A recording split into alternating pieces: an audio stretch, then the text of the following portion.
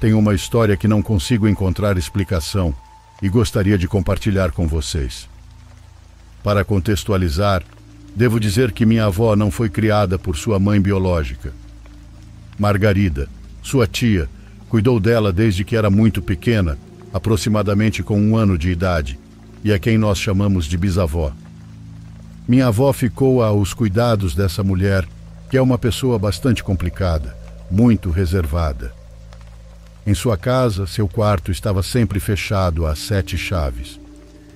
Eu não me sinto confortável perto dela. No entanto, para minha avó, Margarida sempre foi uma figura materna e até hoje ainda é. Quando criança, muitas vezes a encontrei rezando em voz baixa, como se não quisesse que ninguém entendesse as palavras que saíam de sua boca. Suspeito. Sempre suspeitei que ela nunca rezou ao Deus da religião católica. Na juventude, ela foi a mulher mais bonita da colônia. Com medidas perfeitas, pernas grossas, cintura fina e um rosto definido. Sempre teve muitos pretendentes aos seus pés. Os homens mais ricos da região a procuravam, mandavam presentes e até pediam sua mão. No entanto, ela não dava atenção a nenhum deles. Nenhum parecia suficientemente bom, e ela decidiu não se casar. Eram seus irmãos que cuidavam das suas necessidades econômicas. Apesar de despistar os ricos, ela era uma pessoa que gostava de luxos. Gastava o dinheiro que recebia comprando perfumes importados e vestidos caros. Nunca lhe negaram nada, mas ela sempre desejou ter mais. Toda a sua vida foi um ser humano desagradável, cheio de rancor e até tendia a ser cruel. Tinha o talento de ferir as pessoas onde mais doía, especialmente Rosa, uma de suas irmãs, a quem desprezava por ter o tom de pele mais escuro da família. Naquela época, corria o rumor de que Rosa praticava magia negra. Diziam que ela fazia adivinhações, amarrações e outros trabalhos sob encomenda para familiares, amigos e conhecidos. Antigamente, aqueles que por alguma razão sentiam-se propensos a receber feitiços de magia negra mandavam selar a alma, para que nada pudesse afetá-los. Segundo a crença, com isso, as pessoas evitavam morrer facilmente por causa da bruxaria. Dizem que, quando jovem, minha bisavó selou a alma para não ser afetada por nenhum trabalho de magia negra, como se tivesse medo de sua irmã Rosa. Durante anos, ela foi muito afortunada. Sempre teve um bom lugar para viver e nunca lhe faltou absolutamente nada, embora nunca tivesse trabalhado para isso. Até há mais ou menos 3 anos, minha bisavó era uma pessoa independente. Morava sozinha e, apesar da idade, conseguia realizar todas as suas atividades cotidianas sem precisar da ajuda de ninguém. Sua doença não foi progressiva. Da noite para o dia, sua vida mudou completamente e tivemos que levá-la ao hospital. Por causa de sua idade, os médicos nos pediram para não deixá-la sozinha e garantir que sempre tivesse alguém com ela.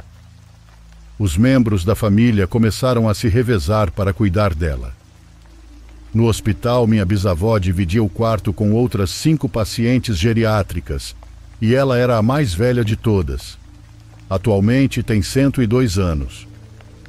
Um dia, a saúde de minha bisavó piorou e até pensamos que ela não sobreviveria. Desde que foi internada, os médicos nos falaram sobre a gravidade da situação e sobre o pouco que podiam fazer por alguém dessa idade. Naquela mesma tarde, uma de suas companheiras de quarto, que aparentemente estava bem, sofreu uma parada respiratória e morreu instantaneamente. Embora minha bisavó continuasse em estado grave, sua situação se estabilizou. No dia seguinte, outra das senhoras internadas também faleceu. Durante a mesma semana, morreram mais 2 pacientes de sua área. Quando foi minha vez de cuidar dela, eu disse, em tom de brincadeira: "Cuidado, Margarida, que a morte está por perto e pode te levar." "Ela sabe que não pode vir por mim. Antes que eu vá, todos vocês morrerão," ela respondeu. Sua resposta me pareceu bastante tétrica, muito agressiva. No entanto, conhecendo como ela é, não fiquei muito surpresa e tentei não dar importância. Ela teve alta do hospital um mês antes do início do confinamento por Covid. Levamos ela para a casa da minha avó, onde tem passado todo esse tempo. Ela está acamada.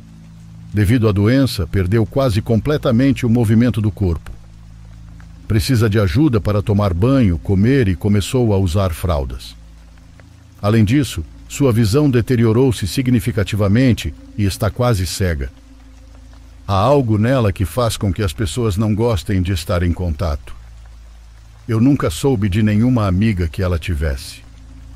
Quando ficou doente, ninguém fora da família foi ao hospital ou se aproximou para perguntar como ela estava. Recentemente, um membro da família que não víamos desde a pandemia nos visitou. Ele estava na sala de jantar falando ao telefone quando olhou para o quarto da bisavó e a viu em pé ao lado da cama.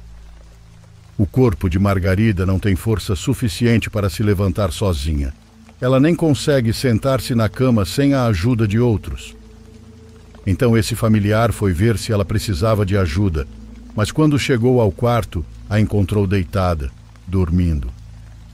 Há alguns meses fui visitar minha avó. Eu realmente gosto da companhia dela e tento passar o máximo de tempo possível com ela. Sempre que vou, jogamos cartas e ouvimos música. Já era hora de dormir. Minha avó foi para seu quarto e eu fiquei no sofá. Mas algum tempo depois, acordei muito inquieta. Sentia como se alguém estivesse me observando. Supostamente todos já estavam dormindo, mas eu sentia que não estava realmente sozinha na sala. Levantei-me e imediatamente comecei a ouvir passos.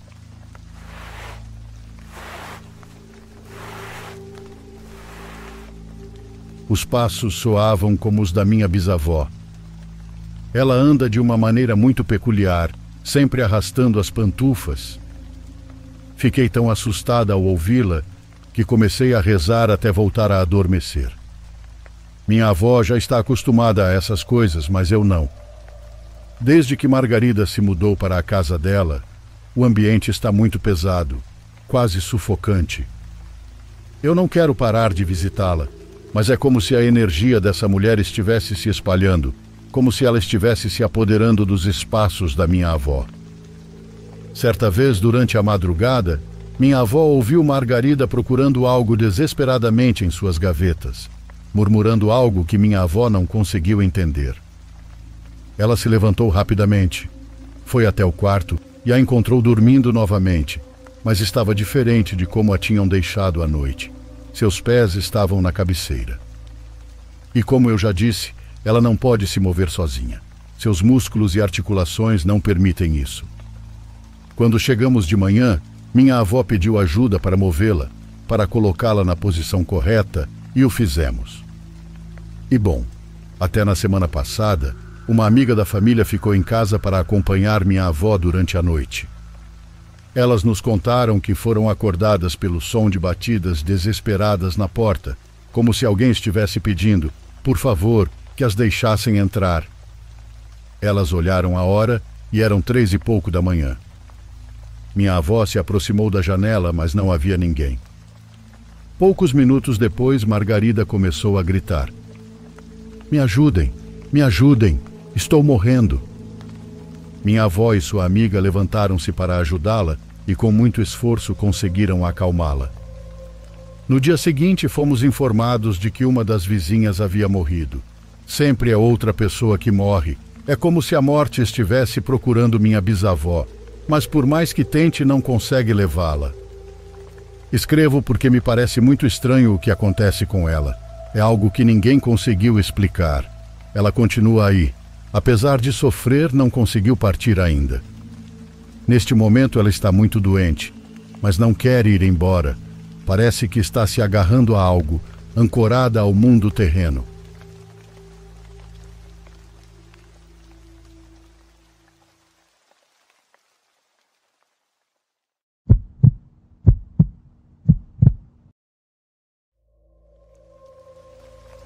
Meu avô sempre foi um homem muito mulherengo.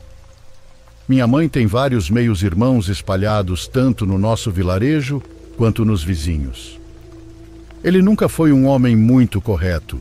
E isso não apenas com relação a mulheres, mas também porque gostava de apostas e jogos de azar. Nos vilarejos, a única lei que se obedece é a do olho por olho e dente por dente. Lembro-me que eu tinha 9 anos quando meu avô foi a um dos poucos bar que temos. Lá ele encontrou o marido de uma de suas amantes e começou uma briga com facões. Foi um milagre meu avô não sair de lá carregado. No entanto, ele teve que se esconder na floresta por um mês inteiro, até que o homem se acalmasse. Eu levava comida para ele todas as manhãs e tardes, todos os dias. Essa foi uma das muitas vezes em que meu avô se salvou de uma morte certa. No entanto, a sorte de todos um dia acaba, e como diz o ditado, o peixe morre pela boca. As mulheres sempre foram sua fraqueza, mas meu avô sabia que elas são caras, e para mantê-las felizes, era preciso presenteá-las e levá-las para passear. Por isso, embora mulherengo, ele também era um homem trabalhador. Graças a Deus, uma de suas terras era muito fértil e produzia bem a cada ano. Para falar a verdade, ele nunca deixava a terra descansar. Metade do ano era dedicado ao plantio de feijão e a outra metade, milho. Uma tarde, as coisas mudaram para minha família. Um homem chegou em casa perguntando pelo meu avô. Tanto minha mãe quanto eu achamos que se tratava de mais um problema amoroso, mas, na verdade, esse homem veio fazer negócios. Ele tinha um terreno perto de um grande rio chamado Rio Seco. Não porque não tivesse água, mas porque dizem que houve uma época em que o rio secou por 3 anos completos. Um dia, a água voltou como uma espécie de milagre, e desde então praticamente nunca mais faltou. Quando meu avô ouviu a proposta, ele achou uma boa ideia. Ter terra perto de um rio é uma bênção, pois as plantações nunca sofrerão com a seca. O homem deu um preço para o meu avô. Quando meu avô perguntou por que ele estava vendendo tão barato, o homem respondeu: "Minha esposa está cansada da vida no campo. Vamos deixar tudo e nos mudar para viver com a sogra na cidade. A única coisa que vamos deixar aqui é a casa, caso um dia voltarmos." Segundo meu avô, apenas um homem muito tolo teria deixado passar essa oportunidade. Ele pegou um pouco de suas economias e fechou o negócio. Deu metade do valor pedido e pagaria o restante com os lucros das colheitas. O vendedor não teve problema em aceitar. Assim, meu avô adquiriu as terras do Rio Seco. Assim que ele recebeu os documentos, foi verificar o terreno. O campo estava cheio de mato, mas nada que não pudesse ser resolvido. Minha avó, meu avô, meu pai e eu ajudamos a limpar tudo da melhor forma que pudemos. Como era urgente pagar o restante, meu avô começou a arar e a plantar milho. Com a água do rio, certamente poderia irrigar bem, e mesmo fora de temporada poderia ter uma boa colheita. Meu avô dedicou muito tempo a essa plantação, até que uma tarde ele foi verificar como estava indo por lá e não voltou mais. Ele ficou desaparecido toda a tarde e noite. Minha avó, que não era mais casada com ele, disse que talvez ele tivesse mentido e estivesse com alguma de suas mulheres ou em algum bar. Eu era o mensageiro da família, então fui procurá-lo nos bares e nas casas de seus amigos, mas nada. Cheguei até mesmo a ir procurar nas casas das 2 mulheres que eu conhecia bem, pois sinceramente fazia vista grossa, mas nem elas sabiam de nada. Voltei para casa para dizer à família que não o havia encontrado. Minha mãe teve um mau pressentimento. Disse que talvez meu avô estivesse caído no rio ou no campo, pois poderia ter sofrido um ataque ou um acidente. Minha avó, por outro lado, estava mais tranquila. Bem, não a culpo. Ela estava muito zangada com ele pela vida que ele levou. Na manhã seguinte, com os primeiros raios de sol, minha mãe, meu pai e minha avó foram ao campo. Só soube o que aconteceu depois, quando eles voltaram para casa carregando o corpo do meu avô. Ele estava com a pele cheia de arranhões e sangue seco. O colocaram na cama e lhe deram um gole de cachaça para reanimá-lo. A primeira coisa que ele disse ao recobrar a consciência foi: "A mulher quer me levar. Ela quer me levar. Por favor, não deixem que ela me leve. Pelo que sabemos, o que ele mencionava era a Yara. Não sei se sabem, mas a Yara é uma entidade que habita os rios.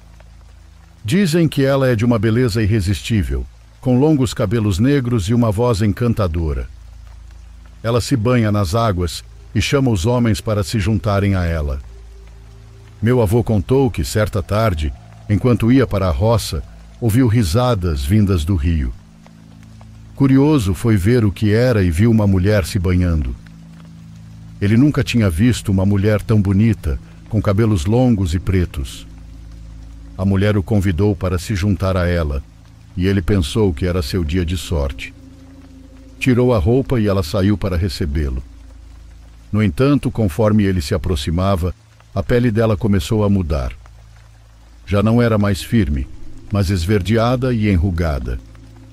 Sua barriga se transformou em um saco flácido que pendia até os joelhos, e de repente ela abriu a boca, revelando dentes podres e pontiagudos.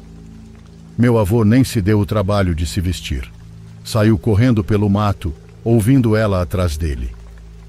Em algum ponto ele parou de ouvi-la, mas desmaiou de tanto medo. Não soube mais de nada até o momento em que o trouxeram para casa. Meu pai disse que o encontraram sem roupas, arranhado e machucado, mas não havia sinal de nenhuma mulher. Minha mãe encontrou suas roupas à beira do rio, e eles o vestiram antes de trazê-lo de volta. Ele ficou de cama por 7 dias, com febre, mas felizmente sobreviveu. O que realmente nos assustou foi que 1 ano depois, outro homem do vilarejo desapareceu.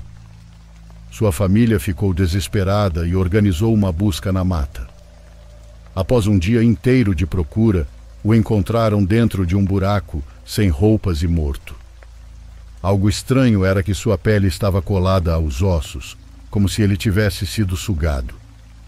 Meu avô disse que era obra da mesma coisa que apareceu para ele aquela vez. Alguns acreditaram nele, outros não. Eu pessoalmente acredito, porque vi como ele mudou após essa experiência. Ele basicamente parou de procurar mulheres e sempre que ia para a roça, voltava direto para casa. Ele também parou de beber. Depois de uma experiência de quase morte, acho que ele decidiu aproveitar sua segunda chance. Meu avô já partiu desse mundo. Ele faleceu aos 93 anos, reconciliando-se com sua família e pedindo perdão pelos erros do passado.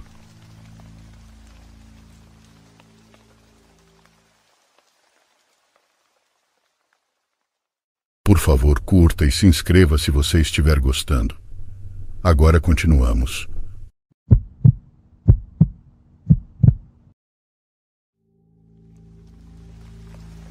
Para ser sincero, não tenho certeza se minha história se qualifica como um relato assustador. Talvez eu só esteja compartilhando para... não sei. Poder conversar sobre isso com alguém. Enfim, isso aconteceu há alguns anos, na época em que eu ainda visitava meu pai no vilarejo San Luís, onde ele mora.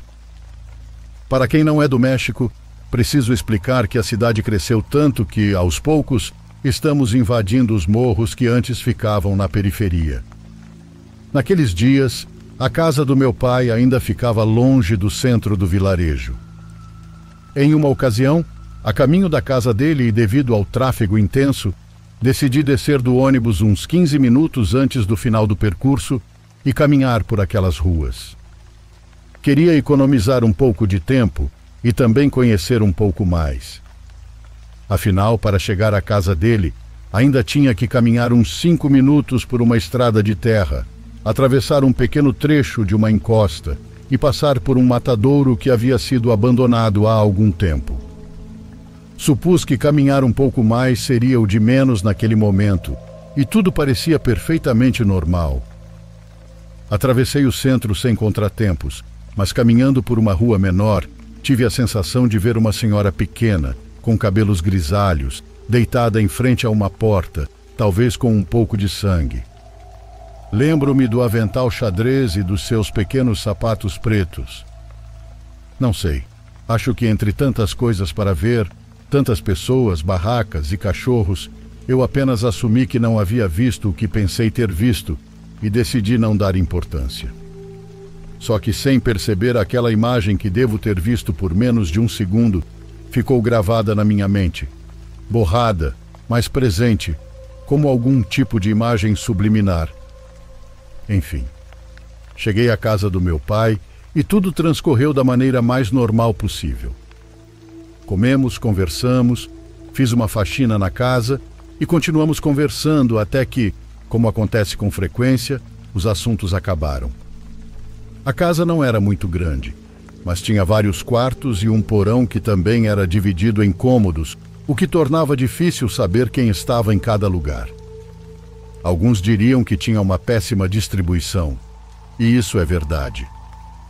Para ir a um dos 2 banheiros, era necessário atravessar um pouco o quintal, que não tinha telhado. É para ver as estrelas, meu pai dizia quando eu perguntava sobre o motivo daquele trajeto. Peço desculpas por tantos detalhes, mas acho que é importante para explicar o que aconteceu naquela noite. Ao dormir, lembro vagamente de sentir uma vontade enorme de ir ao banheiro, o que era estranho, pois naquela época minha única preocupação era justamente não sair de casa à noite. Talvez fosse pelo barulho que o vento fazia nas árvores do morro, ou porque era fácil que qualquer animal entrasse naquele quintal, mas eu já não aguentava mais, então saí. A noite estava fria e a lua iluminava completamente o quintal. Lembro que não havia neblina, o que era raro naquela área e naquele horário. Não fui ao banheiro. Toda vez que me lembro disso, parece ainda mais estranho. Saí do quarto, atravessei o quintal, passei direto pelo banheiro, abri a porta da rua e atravessei para o outro lado. De frente para a casa não havia vizinhos. No lugar, havia 3 degraus feitos de forma natural, ou seja, de terra. E depois começava um terreno baldio, completamente vazio, sem lixo ou muros. Subi aqueles 3 degraus e comecei a caminhar em direção às árvores, que estavam a uns 100 metros de distância. Não lembro de sentir frio ou de saber o que estava fazendo, mas me lembro de estar presente, querendo caminhar. Ninguém me obrigava e eu não ouvia nenhuma voz. Na verdade, não ouvia nada. Gostaria que tivesse sido um sonho, mas posso jurar que não era. Meu tio, que mora a apenas 2 casas do meu pai, me segurou pelo ombro e me puxou, me repreendendo. Acho que ele disse algo como: "Não fode, cara, você também?" Ele tem um pequeno negócio, mas também trabalha como zelador. Não sei exatamente qual é o seu papel ou como essa função é organizada, mas lá estava ele. Não quis perguntar por que ele estava lá fora naquele horário ou o que eu estava fazendo. Também não quis saber, apenas agradeço por ele estar lá. Depois disso, e após alguns minutos dos quais não me lembro, acordei e minhas primas estavam me limpando. Um pouco acima do meu ombro direito, quase no pescoço, havia um corte de uns 6 centímetros de comprimento, não muito profundo. Eu estava sentado com uma bandagem e um pano com gelo na mão esquerda, que doía muito, como se estivesse com uma luxação. Nem meu tio nem meu pai estavam lá, só minhas primas e minha tia. Elas não pareciam preocupadas, exceto minha prima mais nova. Ela era a que mais se esforçava para que eu me sentisse bem. Falava quase chorando, perguntava como eu estava e o que eu lembrava, como se fosse a única que realmente se importava com o que havia acontecido. Pouco depois, meu pai e meu tio chegaram. Era quase 4 da manhã. Tenho certeza de que não havia passado mais de 1 hora. Não falaram muito sobre o assunto. Apenas me disseram para dormir ali mesmo, na casa do meu tio. Não quis que me perguntassem mais sobre aquele episódio e acho que todos respeitaram minha decisão. A única mudança foi que, desde então, quando eu dormia na casa do meu pai, dormíamos no mesmo quarto. De alguma forma, me acostumei a não pensar mais nisso, mas há algumas semanas minha prima, a mais nova, entrou em contato para me contar que em várias noites encontrou suas 2 filhas pequenas tentando abrir a porta, tentando sair para a rua às 3 da manhã. Estou escrevendo isso sem que nada tenha acontecido ainda a elas, ou a mim, mas recentemente comecei a ler esse tipo de conteúdo. E, não sei, sinto que talvez haja alguém passando pela mesma coisa, que possa comentar algo que ajude a acalmar os nervos. No fundo, talvez sejamos apenas pessoas sonâmbulas. Só é isso e nada mais. Porém, somente onde meu pai mora surge esse estranho desejo de ir para a floresta durante altas horas da madrugada, e creio que isso não é normal.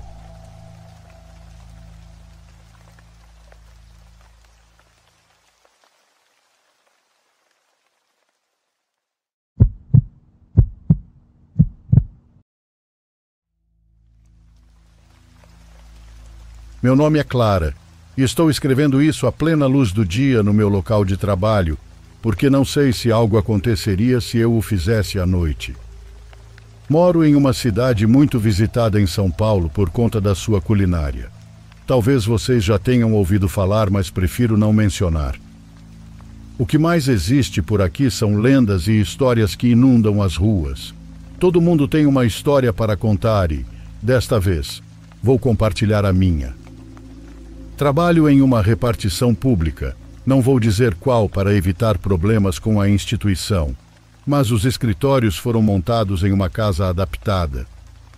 A casa é muito antiga, com paredes rachadas, o teto está desmoronando, as portas e janelas estão um pouco enferrujadas e os móveis também são bem antigos, o que dá ao local uma aparência sombria. Durante o dia você vê pessoas indo e vindo, mas esse não é o problema. O problema começa quando chega a noite. Neste trabalho, há plantões em que uma equipe de 2 ou 3 pessoas fica disponível 24 horas por dia, de segunda a sábado, para atender qualquer solicitação. Um dia fui informada de que teria que cobrir o horário das 13 às 19 horas, então tive que ir sozinha ao meu trabalho para fazer uma atualização no sistema. Enquanto me apressava para terminar logo e poder ir para casa, comecei a ouvir uma criança cantarolando. Então decidi sair do meu escritório para ver de onde vinha o som. Mas tudo estava fechado. Apenas o corredor estava iluminado pela luz do meu escritório.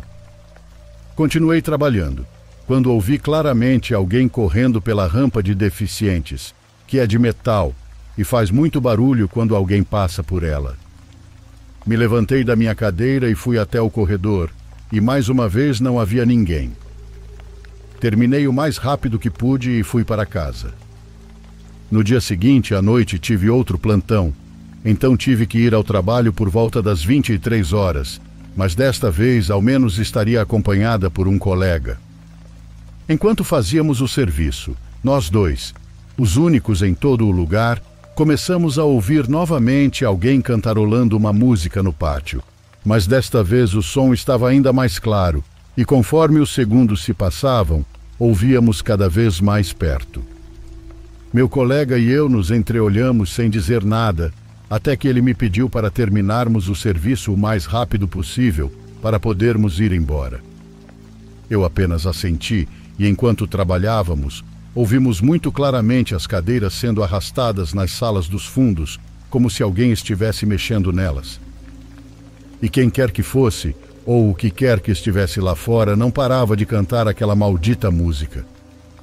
Paramos o que estávamos fazendo e decidimos ir embora, deixando para terminar o trabalho no dia seguinte. E por causa do serviço acumulado, acabamos saindo tarde de novo.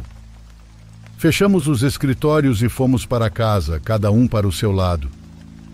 No caminho recebi uma ligação do meu marido, perguntando onde eu estava. Eu disse que estava a caminho de casa e ele respondeu que tinha acabado de me ver pela janela do meu trabalho. Eu disse que isso era impossível, pois já estava no parque perto de casa e iria esperá-lo lá. Quando ele me encontrou, contou que foi até meu trabalho e viu a porta fechada, mas as luzes estavam acesas. Ele entrou e bateu na porta. Disse que viu alguém espiar pela janela, que abriram e fecharam a cortina e depois apagaram as luzes de dentro. Ele bateu de novo e ouviu uma risada do outro lado da porta. Foi aí que decidiu me ligar e sair de lá. Eu disse a ele que tínhamos apagado as luzes e fechado tudo, que era impossível alguém ainda estar lá. Até hoje tentamos nunca estar sozinhos quando temos que trabalhar à noite, porque realmente não sabemos quem ou o que é essa entidade que nos atormenta, que às vezes soa como uma criança, mas outras vezes como algo muito mais sinistro.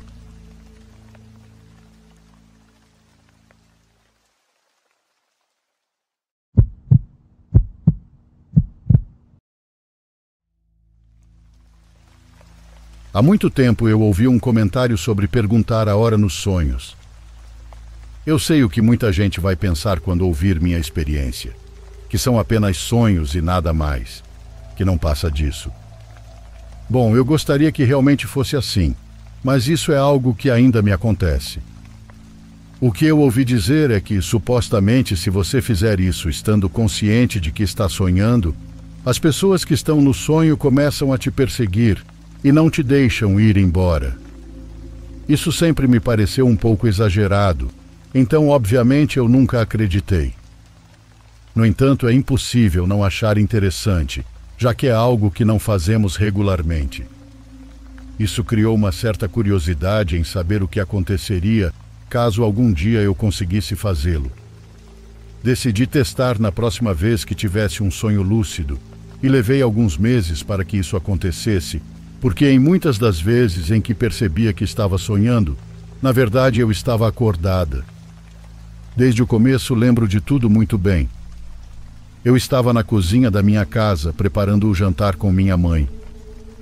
Eu podia ver pelas janelas que era noite, tudo estava tranquilo. Lembrei-me da época em que morava com meus pais e foi bastante nostálgico.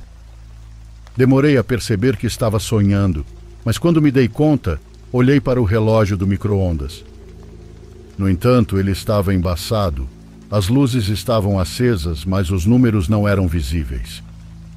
De resto, eu via tudo com clareza. Então tentei pegar meu celular, mas não o encontrei. Procurei no bolso da calça, mas não estava lá.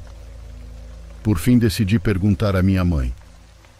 Ela estava tirando algo do forno e, com as luvas de cozinha, segurando uma bandeja quente, olhou para mim e perguntou: "Para que você quer saber isso?" Achei a reação dela muito estranha. Fiquei olhando para ela sem conseguir reagir.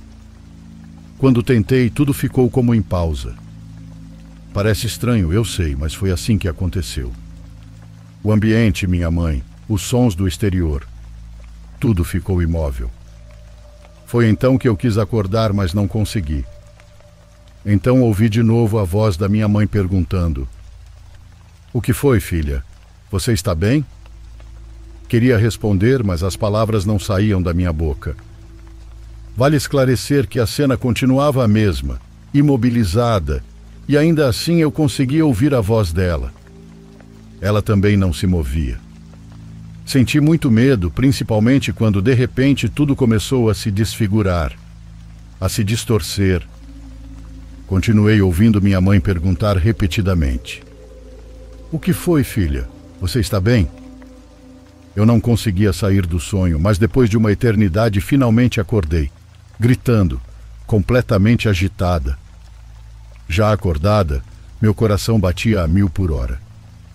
Eu me belisquei para ter certeza de que estava de volta no meu quarto, acordada, e estava. Aos poucos, meu ritmo cardíaco foi voltando ao normal.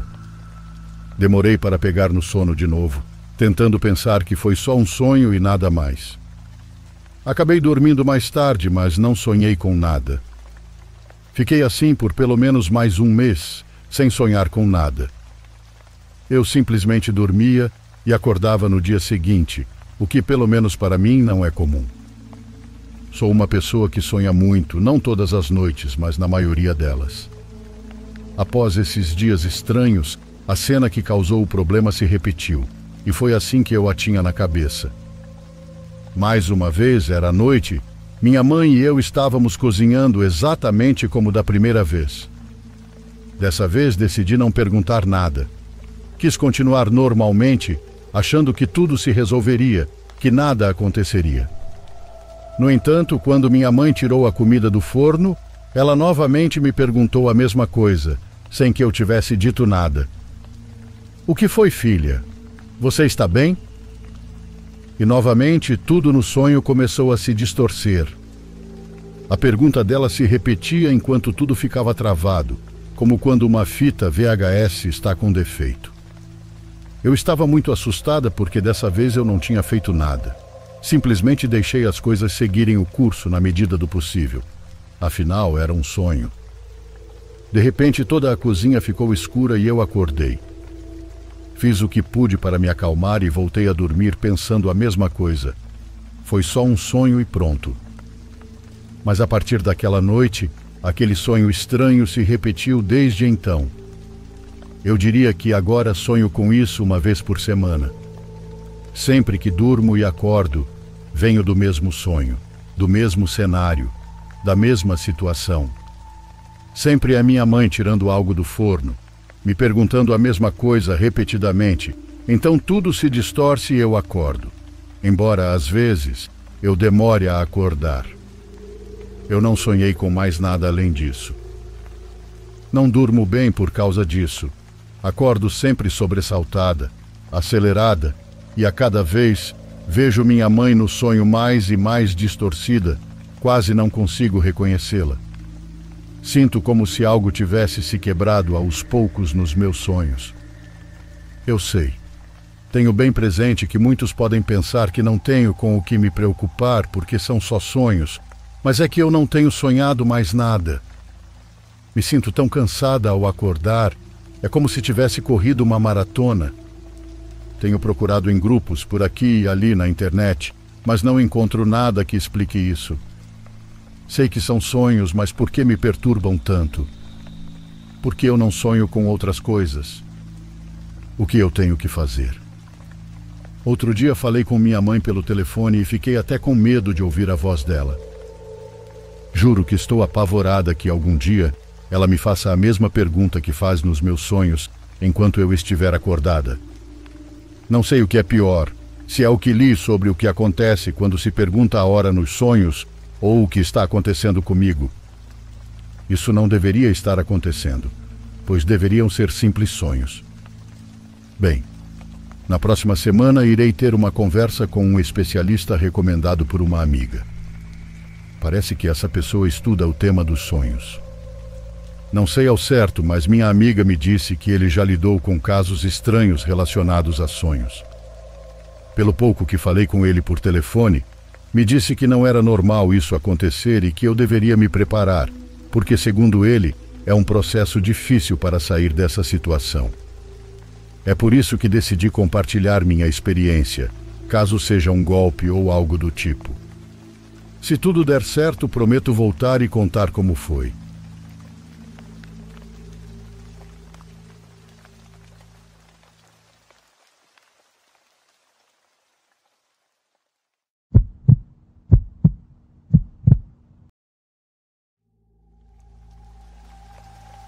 Isso foi no ano passado, acho que em algum momento de novembro.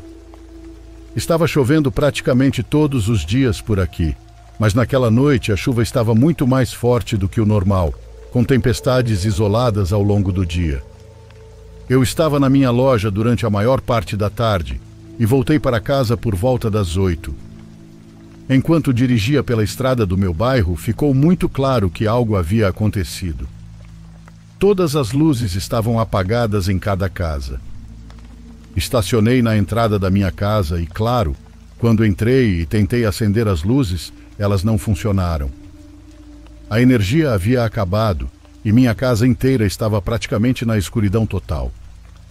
Joguei minhas coisas perto da porta e fui até a caixa de energia para ver se por algum motivo funcionaria, mas não deu em nada. Isso foi muito ruim porque eu não tinha praticamente nenhuma iluminação extra, além do meu celular. O que acabei fazendo foi pegar meu notebook e colocá-lo na mesa de centro na sala de estar. A tela branca da página do YouTube que eu tinha aberto iluminou boa parte da sala. Então sentei-me e comecei a assistir alguns vídeos. Eu tinha que trabalhar cedo no dia seguinte, mas não me sentia confortável indo para a cama sem energia. Então já estava planejando ficar acordado até tarde. Provavelmente fiquei sentado lá por umas boas 2 horas, assistindo o YouTube e checando meu telefone para ver se havia alguma atualização sobre o clima. Os raios faziam a casa inteira tremer, então o tempo estava bem feio lá fora. De repente, ouvi um barulho do lado de fora da janela. Eu me assustei um pouco e virei a tela do notebook para iluminar aquele lado da sala. Levantei-me, caminhei até a janela e abri as cortinas. Eu congelei por um segundo. Não esperava ver um homem parado do outro lado. O cabelo encharcado caía sobre o rosto dele, e ele estava me espiando. Ele gritou alguma coisa, mas, sinceramente, eu não consegui ouvi-lo com a chuva forte e o trovão ao fundo. Eu fui tão pego de surpresa que não soube o que fazer. Minha casa estava sem portão e sem muro, porque ela era recém-construída. Mesmo assim, ele não deveria entrar. Fiquei um pouco assustado, então simplesmente fechei as cortinas. Me senti meio mal por isso, mas por que ele estava lá fora batendo na minha janela, afinal? Eu o ouvi bater na janela mais algumas vezes, depois tudo ficou quieto. Imaginei que ele tinha desistido ou ido para outra casa, então virei meu notebook de volta para mim e continuei assistindo o YouTube. A tempestade continuou forte a noite toda. Eu devo ter ficado acordado por mais 1 hora, mas meus olhos começaram a ficar muito pesados e simplesmente não consegui mais resistir. Deitei no sofá e acabei adormecendo. Acordei com um estrondo alto. Não sabia se era um raio ou o quê, mas imediatamente me levantei do sofá com o coração na boca. A energia ainda estava desligada e a casa inteira ainda estava na escuridão total.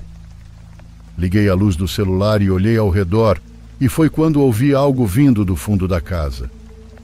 Meu coração estava disparado enquanto eu caminhava para o outro cômodo. Quando apontei a luz para o final da casa, vi vários pedaços grandes de vidro no chão, refletindo a luz de volta para mim. Então vi que a janela mais próxima estava completamente estilhaçada, com a chuva entrando na casa e as cortinas balançando freneticamente ao vento. Depois de 2 segundos, a apenas alguns metros dali, vi um ombro saindo de trás da parede. Meu corpo inteiro tremeu quando vi aquilo e instantaneamente me virei e corri para a porta da frente. Corri pela chuva, ficando encharcado por completo, até chegar à casa do meu vizinho. Fiquei embaixo da cobertura e liguei para a polícia.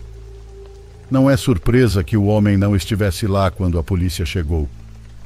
Embora eu não tenha conseguido vê-lo direito dentro da minha casa, eu tinha 100% de certeza que era o mesmo cara de mais cedo, então dei a eles essa descrição. Curiosamente, ou talvez nem tanto, houve mais 2 tentativas de invasão naquela noite, além de vários outros relatos de comportamentos estranhos do lado de fora das casas. Eu fui o único azarado o suficiente para ter minha casa realmente invadida, mas ninguém sabe o que ele estava tentando fazer, e parece que nunca vamos saber. Desde então, ele nunca mais foi visto dentro ou ao redor do nosso bairro.